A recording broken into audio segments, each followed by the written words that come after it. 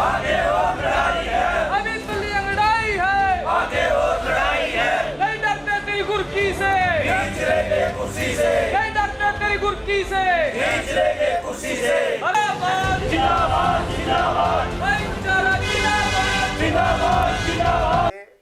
14 के करीब उनको नौकरी से निकाल दिया। पब्लिक हेल्थ में, इरिगेशन में, B&R में, ये 30 पब्लिक हेल्थ से, 24 इरिगेशन से, 17 B&R से नौकरी से निकाल दिया। बिजली की जो निगम है, दक्षिण हरियाणा बिजली वितरण निगम, उत्तर हरियाणा बिजली वितरण निगम, सैकड़ों की संख्या में नौकरी से निकाल दिया। तो आज ये जो अलग अलग डिपार्टमेंट से कर्मचारी नौकरी से निकाले थे, 31 तारीख को आपको मालूम होगा एक प्रोटेस्ट हमने यहाँ किया था और आज का टाइम दिया था कि मुलाकात मुख्यमंत्री से करेंगे। तो सर्व पंचायत संघ के शिष्टमंडल ने बातचीत माननीय मुख्यमंत्री जी से की है और हमने ये कहा कि भाई जैसे आपने बोला था पहले कि भाई कोविड टाइम में कोई प्राइवेट सेक्टर भी किसी को नौकरी से ना निकाले, और यहाँ तो सरकार ही निकाल दी। तो जैसे PTI हैं, PTI और ड्राइव, उनका ये कहना है भाई सुप्रीम कोर्ट ने कहा हमने निकाल दिया। आप भी समझते हो भाई कोर्ट ने कहा, लेकिन सुप्रीम कोर्ट ने तो कहा, लेकिन सुप्रीम कोर्ट ने जो कर्मचारी थे उनके खिलाफ एक शब्द तक नहीं लिखा। हमने कहा कि चुनाव प्रक्रिया में खोट है, कोर्ट ने कहा, तो जिसने चुनाव प्रक्रिया में कमी रखी उसके खिलाफ कार्रवाई होनी चाहिए। तो स्टाफ सिलेक्शन कमीशन के चेयरमैन के खिलाफ FIR दर्ज हो गई। इट मीन्स इसका मतलब निर्दोष हैं कर्मचारी, दोषी जो उनके साथ FIR दर्ज होगी, लेकिन वो तो रोड पर आ गए। मतलब 24 तो टर्मिनेशन के बाद मौत के मुंह में चले गए PTI, टोटल 54 के करीब चले गए। और हमने ये भी कहा कि जो 10 साल में PTI एक्सपायर हुए, सरकार की पॉलिसी के हिसाब से उनको मासिक वित्तीय सहायता मिलती है उसकी विधवा को, आपने वो भी रोक दी। बोला वो तो कर्मचारी माने ही नहीं कोर्ट ने। कोर्ट ने क्या कहा कि दोबारा से एग्जाम होगा, जो मर गया वो एग्जाम कहाँ से देगा, उसको तो मौका नहीं मिला। इसलिए माननीय मुख्यमंत्री से हमने कहा कि जिसने मौका नहीं मिला, आपने उसकी वित्तीय सहायता रोक दी, उसका परिवार का क्या गुजर बसर हो रही होगी। जैसे ड्राइंग टीचर है, सेम केस है वो भी। ड्राइंग टीचर के मामले में अगर आप देखेंगे तो कोर्ट ने कहा कि ये भर्ती रद्द है, नई भर्ती करो, लेकिन नई भर्ती हुई नहीं और 816 नौकरी से निकाल दिए। अब 816 वो नौकरी से बाहर है, नई भर्ती होकर के न्याय स्कूल खाली है। तो हमने ये कहा जब तक नई भर्ती होकर के ना आए, जब तक कम से कम इनको ना निकालो नौकरी से। तीसरा, ITI के बारे में मैं बोल रहा था आपको, शिकायत करी, जांच में दोषी पा गए, मंत्री ने कहा कि इसको ले लो ड्यूटी पर, लेकिन आज तक ड्यूटी पर नहीं लिया गया। जबकि रिकॉर्ड पे है, इंक्वायरी रिपोर्ट हमारे पास है कि आपने बहुत बढ़िया काम किया है। मुख्यमंत्री जी ने कहा कि भ्रष्टाचार तो होना नहीं चाहिए, ऐसे आदमी को पकड़वाओ। हमने कहा ITI में पकड़वा दिए, लेकिन उनको मिलेगा पकड़वाने वालों को, उनकी नौकरी चली गई। कार्रवाई तो नहीं हुई उस तरीके जिस तरीके से होना चाहिए। हाँ, अगर उनकी नौकरी बहाल होती तो उनको हौसला होता और उनके हौसले प्रस्त होते, वो नहीं किया। अब हेल्थ डिपार्टमेंट की देख लीजिए आप, मतलब हम एक मतलब पब्लिक में इस तरीके की धारणा है कि जो अनिल विज जी हैं बहुत ताकतवर मंत्री हैं, 500 से ज्यादा कर्मचारी, ठेका कर्मचारी हेल्थ के नौकरी से निकाल दिए। मंत्री ने डायरेक्टिव जारी कर दिया, डायरेक्टर जनरल हेल्थ सर्विसेज ने जारी कर लिया। बावजूद इसके ये माननीय मंत्री जी का डायरेक्टिव है। लेकिन मजेदार बात यह है कि जो अपने आप को ताकतवर मंत्री कहते हैं और मानते हैं, उनके आदेशों को भी वो अपने आदेशों को अपने ही विभाग में लागू कराने में फेल हैं, पूरी तरीके से विफल हैं, नौकरी से नहीं निकाला। नलड मेडिकल कॉलेज है, स्टाफ नर्स धरना दे रही है, 66 फरीदाबाद में धरना दे रखा है। कोविड के हॉस्पिटल हैं, मतलब जब कोविड दोबारा आएगा तो नौकरी लग जाएगी। ये क्या बात हुई? तुम कह रहे थे कि तीसरी लहर के लिए हम तैयार हैं, डेंगू ने पोल खोल के रख दी। डेंगू की हालत क्या है? तीसरी लहर को तो छोड़ दो, सामान्य लहर के लिए भी हमारा स्वास्थ्य ढांचा ठीक नहीं है, आप उस पर कुछ मतलब करना नहीं चाहते हो। तो इसलिए हमने इन सारी चीजों को माननीय मुख्यमंत्री के संज्ञान में डाला।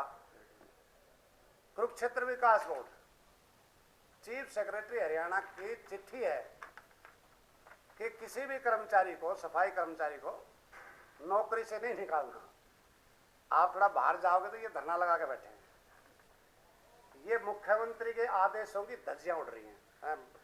मुख्य चीफ सेक्रेटरी का मतलब क्या है? हरियाणा सरकार। हरियाणा सरकार की चिट्ठी रही, इसके बावजूद भी 1000 के करीब सफाई कर्मचारियों को नौकरी से निकाल दिया। तो हमने माननीय मुख्यमंत्री जी से ये कहा कि आखिर इस प्रदेश में किसकी चलती है? माननीय मुख्यमंत्री की चलती है, चीफ सेक्रेटरी की चलती है, या ठेकेदारों की चलती है? तो जो एक्टिविटीज हैं, कार्य प्रणाली है, उससे ये लगता है कि ठेकेदार जो है पूरी तरीके से हावी है और वो मनमर्जी से इस सिस्टम को चला रहे हैं। तो ये सारी चीजें हमने उनके सामने रखी। एक बात और, ये कौशल विकास निगम बना दी। ठेका जो है, जैसे ये 30/10 तक का ठेका है, आगे ठेका एक्सटेंड नहीं हुआ।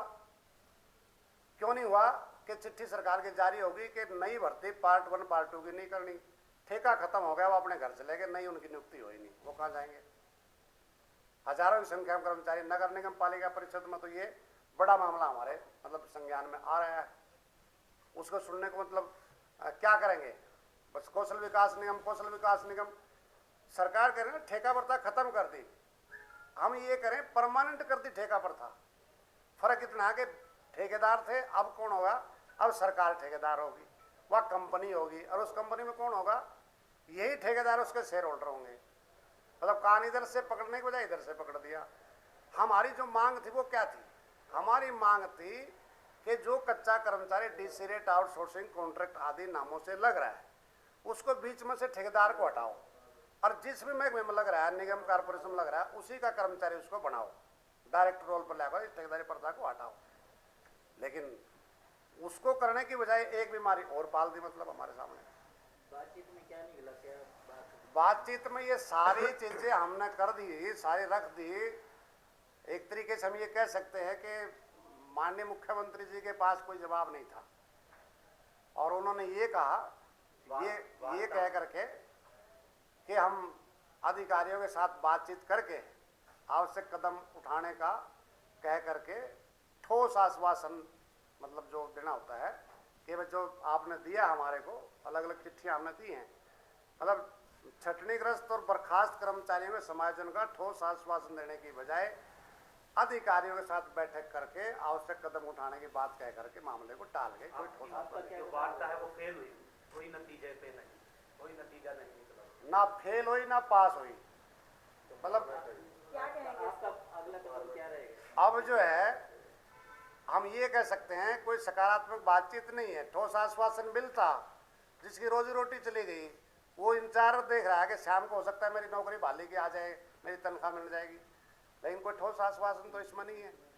तो जिस प्रकार से सारे इशू हैं, चाहे रेगुलाइजेशन का इशू है, चाहे पुरानी पेंशन बहाली का इशू है, या जो हमारे जो लिपिक हैं उसका जो मैट्रिक लेवल 6 में ग्रेड पे का सवाल है, वेतन का 35,400 का, या ये जो पद खाली पड़े हैं, मैं आपके संज्ञान में एक बात और डाल रहा हूँ, 12 लाख नौकरी होनी चाहिए हरियाणा में आबादी के हिसाब से, और हैं कितनी? 2,85,000 तो रेगुलर हैं और 1,62 हैं टेम्परेरी। इन दोनों को भी जोड़ दें, 1,62 को पक्का भी कर दें, तो भी लगभग 8 लाख नौकरी खाली पड़ी हैं। ऊपर से राइट टू सर्विस एक्ट लागू कर दो। मानस हमारे पास है नहीं, संसाधन हमारे पास है नहीं, हम राइट टू सर्विस एक्ट लागू करना चाहते हैं, बेटर सर्विस मिले, इसके लिए तो हैं हम, लेकिन हमारे पास संसाधन तो नहीं है ना। स्टाफ हमारे पास नहीं, मैन पावर हमारे पास नहीं, संसाधन नहीं, राइट टू सर्विस एक्ट कैसे लागू हो जाएगा? तो इन सारे इशूज को लेकर के, और प्लस जो ये नेशनल मुद्रीकरण पाइपलाइन योजना, मतलब परिसंपत्तियों को बेचने का नाम नए तरीके से इजाद करके लेकर के आए। 6 लाख करोड़ रुपए इकट्ठे करेंगे, सेंट्रल लागू कर दी, अब स्टेट लागू कर रही है। मतलब जमीनों की पैमाइश होनी शुरू हो गई है। अगर हम देखते हैं जैसे टूरिज्म का है, ये जो खाली पड़े हैं पैमाइश हो रही है कि इसको कैसे कैसे देना है, सारी जगह इस तरीके से है।